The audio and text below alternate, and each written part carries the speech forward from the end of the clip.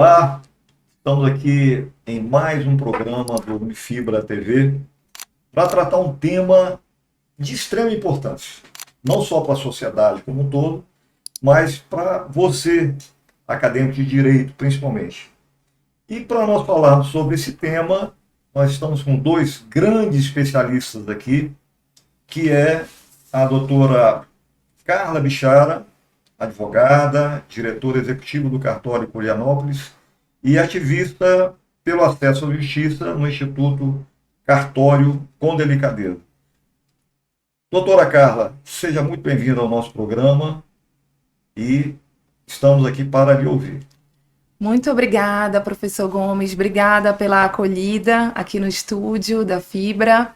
Agradeço, fico feliz de poder ter essa conversa, né, sobre o universo do acesso à justiça por meio dos cartórios. Perfeito.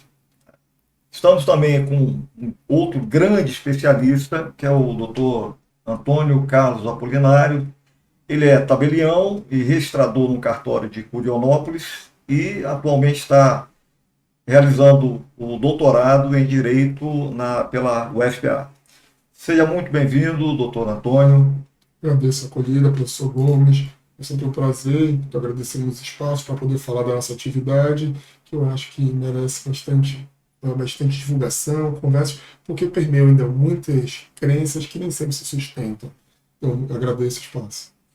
Muito obrigado também. O tema cartório, ele é um pouco, hoje, as pessoas têm uma visão de que é um pouco burocrático, até porque é uma lei lá de 94, a lei dos cartórios, e eu queria ouvi-los. Qual é a função, né, do cartório e qual a diferença do notário, do tabelião, do registrador? Gostaria de ouvi-los. Professor, esse é um tema que hoje resume o nosso dia a dia, a nossa rotina, né? Então, nós vivemos o direito notarial e registral, né, dos cartórios, diariamente. O que eu posso lhe dizer em relação a isso é que o cartório representa hoje o acesso à justiça sem ser por meio desse sistema judiciário em si, né? Então, nós temos o sistema de justiça extrajudicial. Dentro dessa perspectiva, nós temos o quê? Os cartórios, que são diversos tipos, né? Então, as pessoas conhecem assim, eu vou ao cartório, vou resolver minha vida ao cartório. O que isso significa? Nós temos o cartório de registro civil, que lá eu vou para resolver a minha vida civil, ou seja, nasceu meu filho, eu levo no cartório de registro civil. Vou casar, eu vou no cartório de registro civil. Faleceu alguém da minha família, cartório de registro civil. Vou fazer outros atos da vida civil estão relacionados ao cartório de registro civil. Mas nós temos o cartório de registro civil, nós temos o cartório de registro de imóveis, onde nós trabalhamos aí a regularização imobiliária. Nós temos o cartório de protesto, onde nós vamos discutir, né, nesse âmbito de cartório de protesto, as questões relacionadas à recuperação de crédito, né, as dívidas. E nós temos os tabelionatos de notas, que aí são aqueles famosos, talvez um dos mais famosos, que as pessoas falam assim, eu preciso fazer uma escritura. Escritura, você pensa em cartório, né? Cartório, você pensa em escritura, autenticação, reconhecimento de firma. Então, são diversos tipos de cartório que existem. Tem também os cartórios de registro civil, de pessoa jurídica e títulos e documentos. Dentro desse universo de serviços está a atividade dos registradores e dos tabeliães, que aí o Antônio pode falar, essa é a profissão dele, né? Eu trabalho em cartório, mas eu não sou registrador e tabeliã, essa é a função exercida pelo Antônio, né? Perfeito. Bem feita a delimitação das diferentes competências, porque a gente pensa em cartório, a gente pensa em todo um bolo, né? Um bolo do registro civil, um bolo do casamento, da autenticação. E até, às vezes, causa uma confusão na pessoa. Eu quero fazer um reconhecimento de uma assinatura. Qual cartório que eu vou? Eu vou lá onde faz o registro. Sim. De nascimento? É comum. Muito legítimo. É comum. E até falando das diferentes realidades, porque cartório, nós somos particulares, depois podemos falar investidos através de concurso na atividade. mas se trata de uma concessão de uma atividade pública, de serviço público, gerido por um particular autorizado pela lei. Mas, bem, e tal como os serviços públicos, eles possuem uma variação e uma adaptação de acordo com o local onde vai situar a sede desse serviço. Por exemplo, na cidade onde exercemos a função, Curionópolis, é uma cidade pequena. Portanto, lá essa confusão se justifica, pois naquela mesma prédio, naquela mesma sede, separado o reconhecimento de firma e o registro de nascimento, há um registro imobiliário, há um registro de uma pessoa jurídica, a cobrança de uma dívida por um protesto. Então, ali todos os serviços se fundem. No mesmo cartório. No mesmo cartório que... Pois, na verdade, são diversos cartórios, uma sede. que nós chamamos de cartório do único ofício.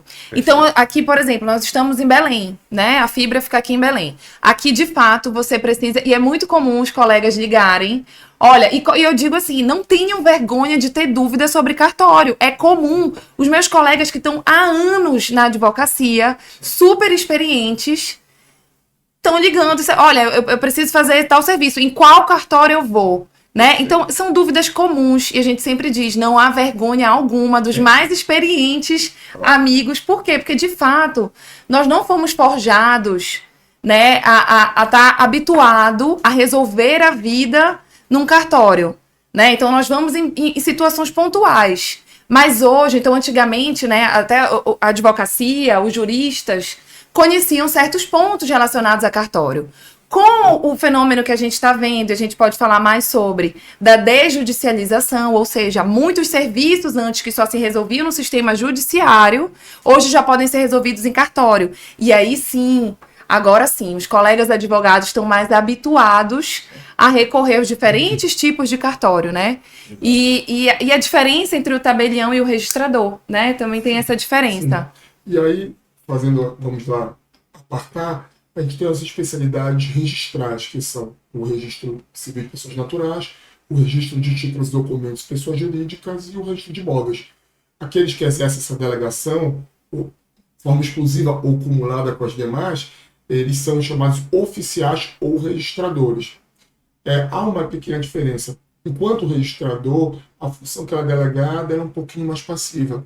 Por exemplo, eu recebo como regra oficial, ele é provocado, ele recebe a documentação, ele faz o controle de legalidade para saber se aquele documento realmente ele informa um direito que atendeu às suas condições legais, e aí vou conferir publicidade. Uma publicidade, professor, que ela é cada vez mais ligada ao Estado. E a gente vê essa união entre o particular e o público, porque o registro civil, a Carla nos trouxe esse dado, grande parte das informações do registro civil, seja dos dados de nascimento, bem como as informações para o INSS para a concessão de pensões, são feitas através do registro civil de pessoas naturais, que são os órgãos mais espalhados, é o braço do Estado mais presente no Brasil.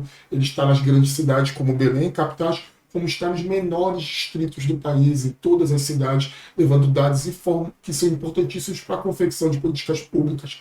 De outro lado, temos no registro de imóveis, que também cada vez mais com a tecnologia vai se aprimorando e trazendo informações. Mais recentemente, vão ser informados os dados geográficos a partir do sistema do Operador Nacional de Registro, que vai fornecer informações importantíssimas para as políticas de governança fundiária. De outro lado, as especialidades dos notários, dos tabeliães, que são protesto tradicional utilizado para a cobrança de títulos e documentos de dívida, antigamente restritos aos cheques, duplicatas, mas que hoje servem ao próprio Estado para a cobrança de dívidas tributárias, fiscais, e o popularíssimo cartório de notas, local dos balcões, das autenticações, reconhecimento de firmas e lavraturas de escrituras. Sobre o tabelionato de notas, eu acho que é uma das especialidades que mais conforma aquilo que a gente pensa do tabelião. E o modelo brasileiro, acho que vale a gente destacar que ele difere um tanto de alguns modelos como o anglo-saxão, o estadunidense, o modelo inglês, que é um tabelião que ele é mais uma testemunha qualificada. Ele reconhece e autentica tão somente. O nosso modelo, que é o modelo do notariado latino, familiar à nossa tradição romano-germânica jurídica, é um modelo que é um testemunho qualificado, mas que, antes de tudo, é um consultor jurídico que traz a chamada cautelaridade. Perfeito, ótimo. A verdadeira aula sobre essa divisão. Eu aproveito, na sua fala anterior, você falou de concurso público. Antigamente era por hereditariedade, né? os cartórios passavam de pais para filhos, e de um tempo para cá é por concurso público. Queria que você explicasse um pouco mais sobre isso. Uma outra pergunta dentro desse contexto é: eu posso levar um documento com um teor absurdo, por exemplo, vendendo parte da Lua para alguém e fazer o registro no cartório?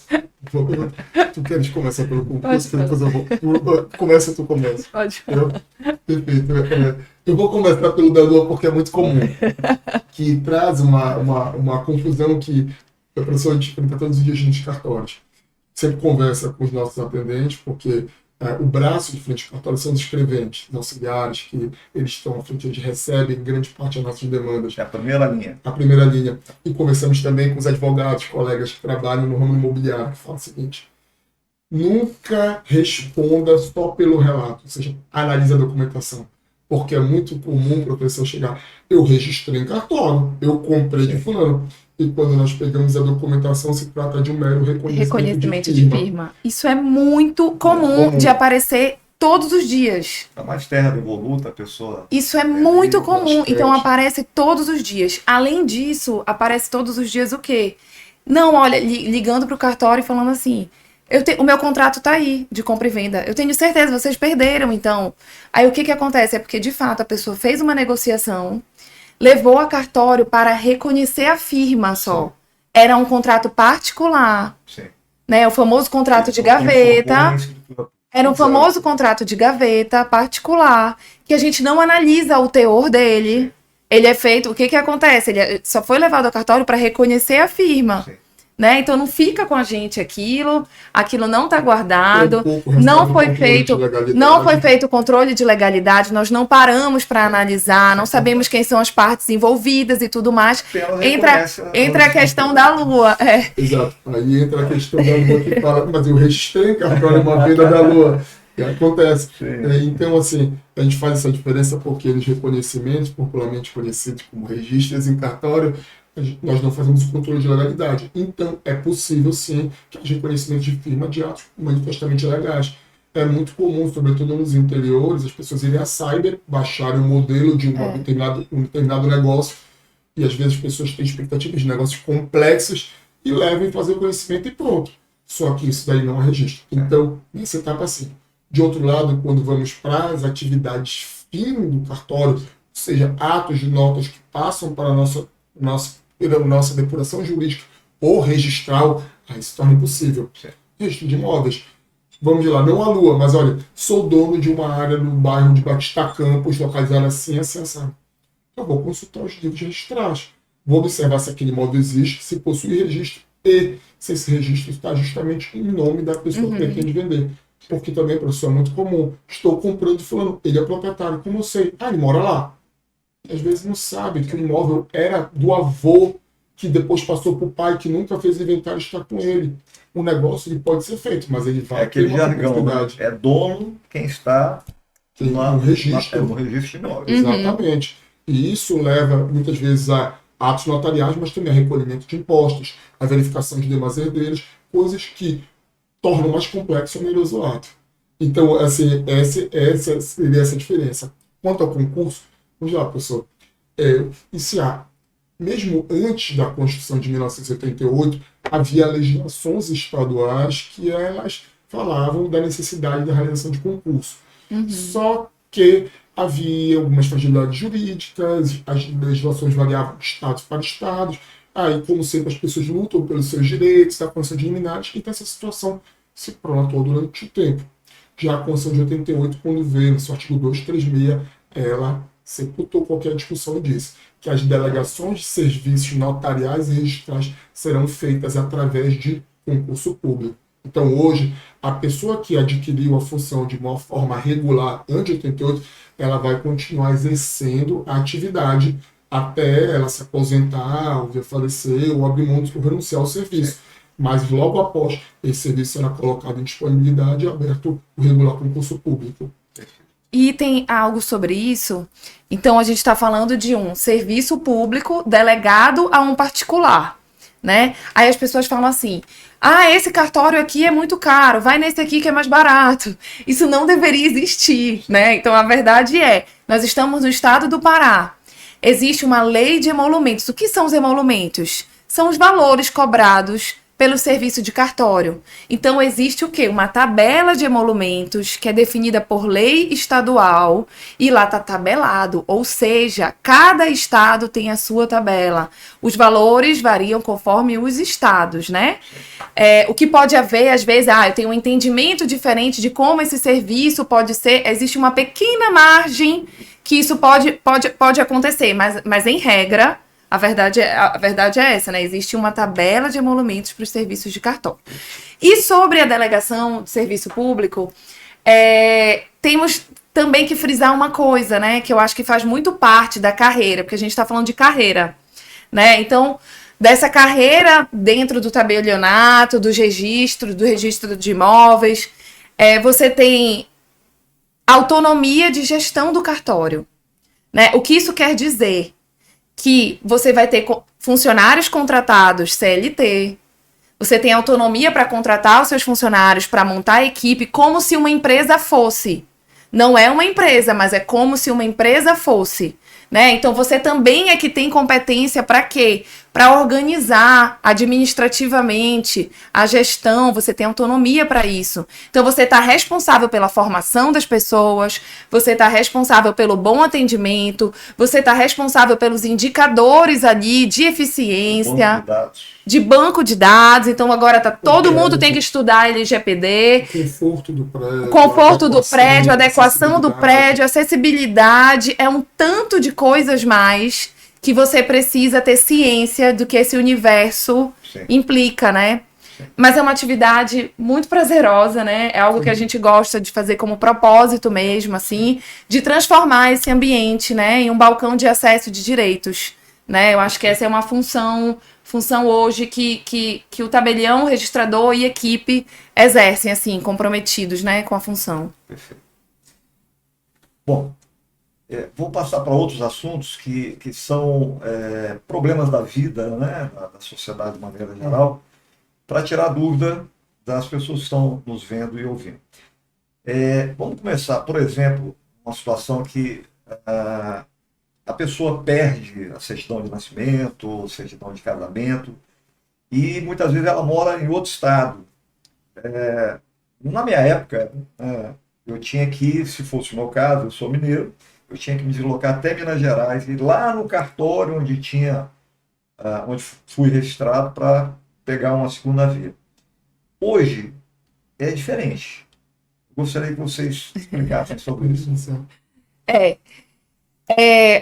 Hoje é muito diferente. Hoje é muito diferente graças a essa modernização dos nossos serviços, né? Então nós temos evoluído muito. Antes se olhava cartório com aquele estigma de carimbo e papelada. Carimbo, papelada, estresse e burocracia. Né? Então nós estamos nos implicando a mudar esse paradigma.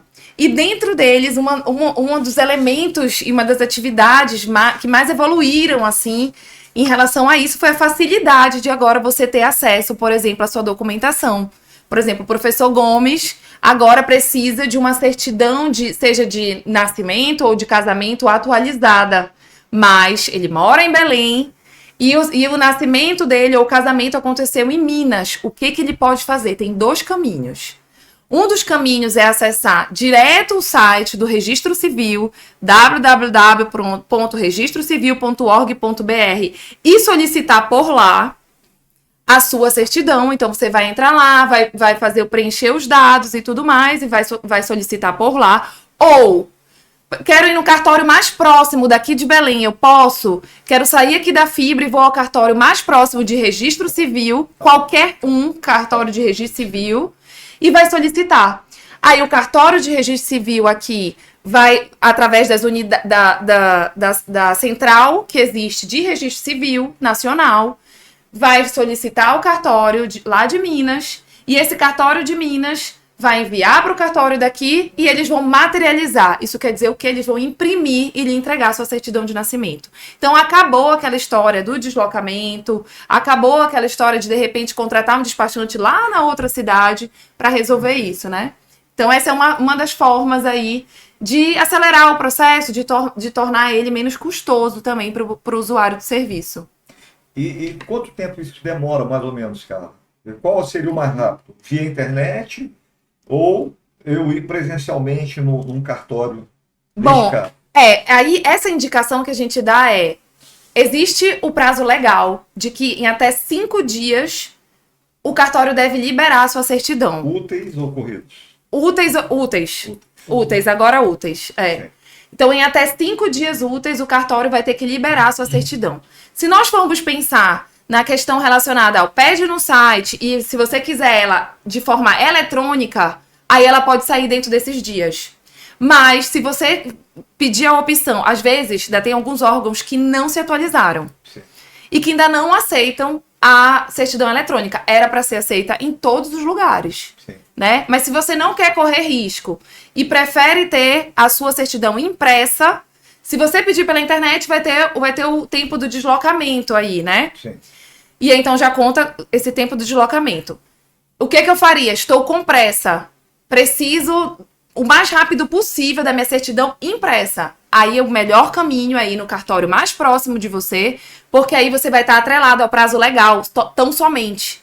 Né? Entendi. Então, somente ao prazo legal, porque aí você, quando estiver pronto, você vai passar para buscar pessoalmente, já não conta mais com o deslocamento dos correios. Entendi.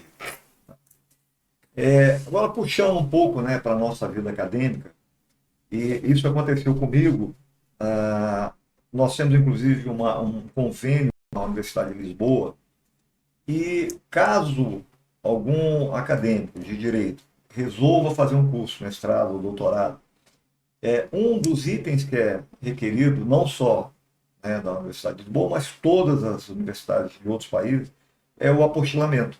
Uhum. Aí eu gostaria de ouvir o Antônio, o que é o apostilamento e como isso se processa? Perfeito, pessoal. Ótima pergunta. O apostilamento, ele é parte de um assunto tratado no âmbito do direito internacional, e que é uma competência conferida para que uma autoridade de determinado país possa testar a validade, a rigidez de que aquele documento foi realizado, que ele corresponde ao conteúdo real e que há uma autoridade competente que o assinou, que pôs ali sua fé. Hoje, esse procedimento durante muito tempo era feito pelos consulados, ele levava um procedimento mais demorado, que é o da consularização, porque, uma curiosidade, mas os consulados, embaixadas, possuem uma parte da competência notarial, só que não é justamente atividade fim. Por isso, se torna mais demorado, mais burocrático. E hoje pode ser feito em qualquer cartório de notas. Tanto pode ser feito de forma física quanto digital. E aí vai depender também, professor, porque estamos em transição para o mundo digital. E mesmo, às vezes, em grandes cidades, nós encontramos algum embaraço para documentos digitais, mas pode ser feito hoje tanto digital quanto físico. Tá. E quais documentos são necessários para fazer esse apostilamento, neste caso? Perfeito. Por exemplo, um diploma Original, né? Elaborado. Pode falar. O documento original precisa ser apresentado. Muitas pessoas, às vezes, chegam com cópias. Só fazer uma aspas aí, olha só. De um tempo para cá, os diplomas são exclusivamente Digitais, exato. E uma das exigências é o reconhecimento da assinatura manual do reitor ou do diretor da faculdade. Como que se resolve isso? Dentro dessa perspectiva, se eu recebi um documento digital, meu diploma é digital, como é que eu vou fazer para reconhecer essa firma e também apostilar como requisito para as universidades de outros países? Na nossa tabela de emolumentos estadual, existe uma previsão para a gente fazer o reconhecimento, a conferência do documento, que é basicamente isso, né? Então a gente vai precisar fazer a conferência desse documento, a validade, verificar a autenticidade, aliás, dessa documentação. né? E dentro dessa perspectiva que o professor colocou, a gente faz o apostilamento digital. Entendi. A gente, por exemplo, nós preferimos, lógico que assim como a Carla trouxe, cartórios hoje eles são delegações particulares e vão sofrer, a variação vai sofrer do titular, das pessoas que exercem a função lá dentro. Nós, particularmente, preferimos documentos digitais, até porque, por vezes, há um QR Code, há um site onde nós podemos fazer essa conferência dentro do sítio da própria universidade. E é um procedimento que é feito com cuidado. O acessamos, fazemos o arquivamento da conferência, da veracidade, e a partir dali nós fazemos a conferência. Nós geralmente atestamos, isso é um diploma emitido pelo reitor, assinado pelo reitor, conforme verificado no site, tal, e fazemos apostilamento.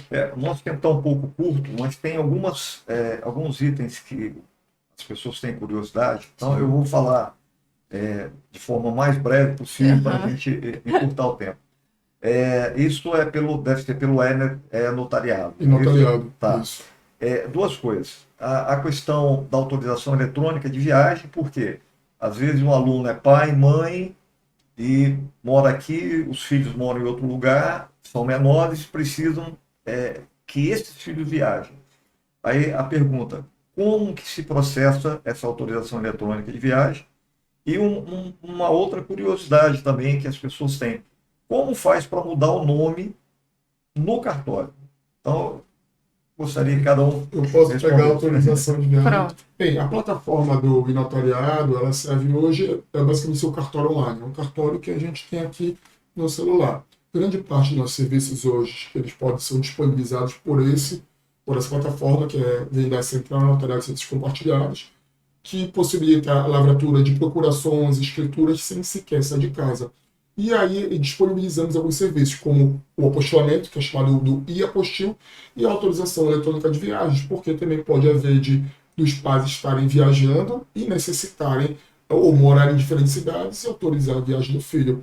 E é feito basicamente o preenchimento de um documento com os dados e é feito dentro dessa plataforma com utilização das tecnologias mais recentes, como blockchain, e também de uma videoconferência, a assinatura pelo genitor, pelo pai ou mãe responsável, autorizo a viagem do meu filho ou filha e colocando ali os dados. É um procedimento feito rápido, de baixo custo. Baixíssimo custo. E feito com celular. Qualquer rede. Aqui no estado do Pará, cada assinatura dessa, por exemplo, sai menos de R$10. Então, se for uma assinatura, um documento desse vai sair menos de R$20 e tem validade de até 2 anos para você viajar com as crianças, né? É uma revolução que o Brasil hoje tem com a central de serviços eletrônicos e notariado, que é sentido em outros países. Nós, na nossa realidade, temos muitos clientes que moram nos estados, mineiros, pessoas de outros países. Sim. E é engraçado, pessoas que moram em países como o Canadá, às vezes falam, gente, isso que existe no Brasil de resolver tudo, adquirir, vender um imóvel, isso não existe, isso a gente não encontra em nenhum lugar. Então é bastante interessante essa possibilidade. Fabricação brasileira, né? Exato. É o nosso Pix. Em relação à mudança de nome, sou muito entusiasta dessa possibilidade, porque de fato nós temos aí, o que nós temos em relação às questões jurídicas, né? A imutabilidade do nome. A gente estuda há muito tempo as questões relacionadas à imutabilidade do nome civil. E de 2018 para cá o panorama mudou muito. Primeiro, nós começamos com a possibilidade, em 2018, o CNJ, o Conselho Nacional de Justiça, editou o provimento, possibilitando pessoas transgênero a mudança de prenome, ou seja, do primeiro nome e do gênero lá no campo do seu registro civil de nascimento, sem necessidade de comprovar a redesignação, a cirurgia de redesignação, ou laudo de psicólogo, ou laudo médico e tudo mais. Então, a autodeterminação é valorizada. Eu me reconheço como tal e eu vou apresentar todos os documentos que foram colocados ali no provimento ao cartório e consigo fazer essa mudança de prenome e de gênero diretamente no cartório, antes somente através de um processo judicial. Isso foi em 2018. Em 2022 foi editado um outro provimento, agora ampliando essa possibilidade, né? Então, a partir dessa caminhada, o registro civil evoluiu muito, reconhecendo a possibilidade de que nome civil pode ser modificado, o prenome, que é o primeiro nome, direto em cartório, sem necessidade de motivar Você, a partir dos 18 anos, você pode ir ao cartório. E eu não gosto do meu nome, por exemplo. Eu tenho um trauma relacionado com o meu nome, eu não gosto. Não precisa ser trauma, eu só dei um exemplo. Atlântico do Norte, por exemplo. O registrador de cara deveria ter proibido, mas acontece muito também de uma pessoa ter sido chamada a vida inteira de outro nome que não aquele registrado no assento de nascimento. Ela, ao nascer, recebeu o nome, mas, assim, na comunidade, no trabalho, foi sendo chamada de outro nome, né? Agora, é possível, depois dos 18, e não somente durante os 18, depois dos 18 anos, você fazer essa mudança direto em cartório. Então, isso facilita muito a vida da pessoa e do estudante, sobretudo. Por quê? E a gente indica estudantes que estejam, assim, nos assistindo, troquem, se vocês, de fato, sendo pessoa transgênero ou não, se gostaria de mudar o meu nome, né? Tem limite temporal? Não, você pode mudar. Quais são as regras? Você pode mudar a partir dos 18, durante a vida inteira, mas uma única vez por cartório. Então, tem algumas regras para dar mais segurança a esse ato. Além de ter um rol de documentos que vão ser apresentados, algumas certidões e tudo mais, você só tem possibilidade de fazer essa mudança uma única vez. Se quiser mudar de novo, aí vai ser discutido judicialmente, para ser analisado o caso e tudo mais. O João pode se transformar em Johnny e vice-versa. E vice-versa. Direto em cartório. Essa é uma mudança que valoriza, né, o direito ao nome, a dignidade da pessoa humana, as questões relacionadas também aos direitos de todas as pessoas poderem se autodeterminar como se vê, né? E é bem interessante que parte dessa nova perspectiva do serviço notarial e registral como acesso à justiça. Porque acesso à justiça não é só ter a tutela, só receber o que se deseja, mas receber em tempo hábil, de uma forma rápida, célere, que sempre um atendimento horizontal. O registro civil tem capitaneado essa revolução e que aperfeiçoou o direito ao nome, que é da personalidade e que deve satisfazer o indivíduo. Perfeito. Olha, o nosso tempo está esgotado. Gostaria de ficar mais tempo conversando, tendo essa aula com vocês, mas infelizmente não dá. Quero agradecer imensamente a Carla, ao Antônio por estarem aqui presentes conosco e dizer que a Fibra está aberta à disposição de vocês quando puderem estar aqui conosco novamente e estamos sempre à disposição. Espero que nós tenhamos alcançado aí o objetivo de dar essa explicação, essa orientação geral de tantas dúvidas que as pessoas têm, que acham que ainda é burocrático e hoje não. Notarial, a coisa é rápida na velocidade da luz. Muito obrigado, um grande abraço para vocês. Muito obrigada, professor.